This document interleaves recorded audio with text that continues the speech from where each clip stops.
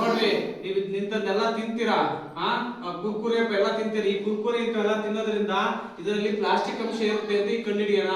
Plastic ಇದನ್ನೇನಾರ ಬೆಂಕಿ ಹಚ್ಚಿದ್ರೆ ಇದು ಒತ್ಕೊಂಡ್ರೆ ಇದರಲ್ಲಿ ಪ್ಲಾಸ್ಟಿಕ್ ಅಂಶ ಇದೆ ಅಂತ. ಅಚ್ಚಪ್ಪ ನೋಡಿದ್ರೆ ಎಷ್ಟು ಪ್ಲಾಸ್ಟಿಕ್ ಅಂಶ ಇದೆ ಅಂತ.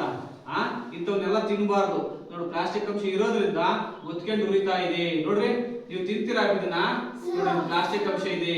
ನೋಡಿ ಈ ತರ ಎಲ್ಲ ತಿನ್ಬಾರ್ದು. ನೋಡ್ರಿ ಇದನ್ನೆಲ್ಲ ಇರೋದ್ರಿಂದ ಪ್ಲಾಸ್ಟಿಕ್ ಅಂಶ ಇದನ್ನ ತಿಂದ್ರೆ ಏನಾಗುತ್ತೆ?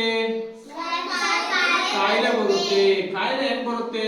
ಇದರ ಪ್ಲಾಸ್ಟಿಕ್ ಅಂಶ ಇರೋದ್ರಿಂದ ಹೊಟ್ಟೆಗೆ ತಿಂದಾಗ ಒಳಗೋಗ್ಬಿಟ್ಟು ಜೀರ್ಣ ಆಗಲ್ಲ. ನೋಡ್ರಿ ಹೆಂಗ್ ಒತ್ಕೊಂತ ಐತೆ. ನೀವು ತಿಂತೀರಾ ಇನ್ಮೇಲೆ? ತಿಂತೀರಾ?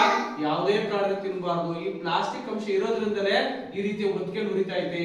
ನೋಡಿ ಈ ತರ ಕುರುಕುರುನೆಲ್ಲ ತಿನ್ಬಾರ್ದು, ಆಯ್ತಾ? ಕಾಯಿಲೆಗಳು ಬರ್ತಾವ. ಇನ್ ಮುಂದೆ ತಿಂತೀರಾ?